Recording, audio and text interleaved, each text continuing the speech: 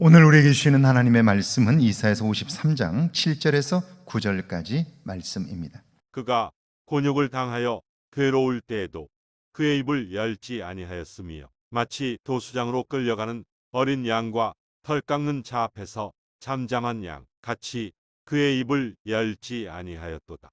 그는 곤욕과 신문을 당하고 끌려갔으나 그 세대 중에 누가 생각하기를 그가 살아있는 자들의 땅에서 끊어짐은 마땅히 형벌받을 내 백성의 허물 때문이라 하였으리요.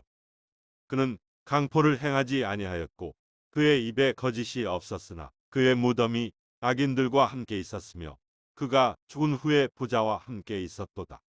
아멘. 하나님의 말씀입니다. 할렐루야. 좋은 날입니다.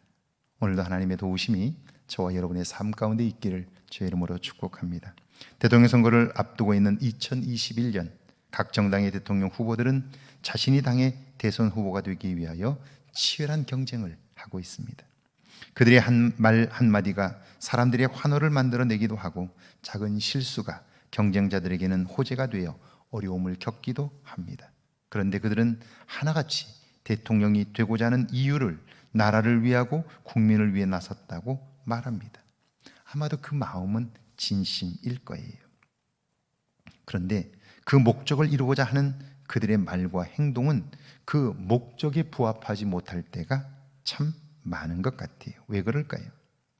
욕심이 그 안에 있으면, 그리고 그 욕심이 커져서 욕심으로 말하고 행동하기 시작하면 결국 그는요, 자기가 처음 출발했던 그 목적을 잃어버리게 되고요, 그 말이 그의 삶의 걸림돌이 돼요. 그의 행동이 사람들의 눈살을 찌푸리게 만드는 거죠. 자, 그곳에 가려는 목표보다 자기가 되어야 한다는 자기 목표가 더 크면 이런 일들이 벌어지는 거예요. 결국 그 마음으로 살면요, 목적을 이룬다고 해도 결코 행복할 수 없을 거예요. 7절이죠. 그가 곤욕을 당하여 괴로울 때에도 그의 입을 열지 아니하였으며 마치 도수장으로 끌려가는 어린 양과 털 깎는 자 앞에서 잠잠한 양같이 그의 입을 열지 아니하였도다. 여호와의 종, 그는 하나님의 말씀대로 사는 사람입니다. 그것이 그의 삶의 목적이죠. 그렇기에 그 목적을 이루기까지 그는 옳고 그른 것으로 자신의 삶을 판단하지 않아요.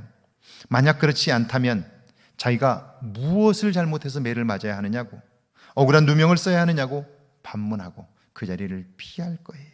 그런데 그는 아니에요.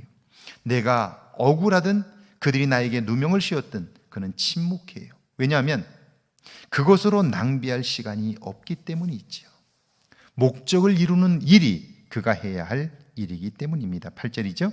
그는 곤욕과 신문을 당하고 끌려갔으나 그 세대 중에 누가 생각하기를 그가 살아있는 자들이 땅에서 끊어짐은 마땅히 형벌받을 내 백성의 허물 때문이라 하였으리요. 그가 침묵하고 억울한 일들도 감당하게 되자 사람들은 생각해요. 저가 잘못했으니까 그렇겠지. 그러니까 우리도 저를 함부로 해도 되겠네. 뭔가 잘못한 일 때문에 저렇게 당하는 것 아니겠어? 그런데 아닙니다. 누구나 편해지고 싶어 하지요. 욕먹고 사는 것을 좋아할 사람은 없어요. 그런데 위대한 삶을 살았던 사람들을 생각해 보세요. 유관순 열사를 당시 사람들은 괜히 나서서 봉변을 당했다고 말하지 않았을까요? 9절입니다.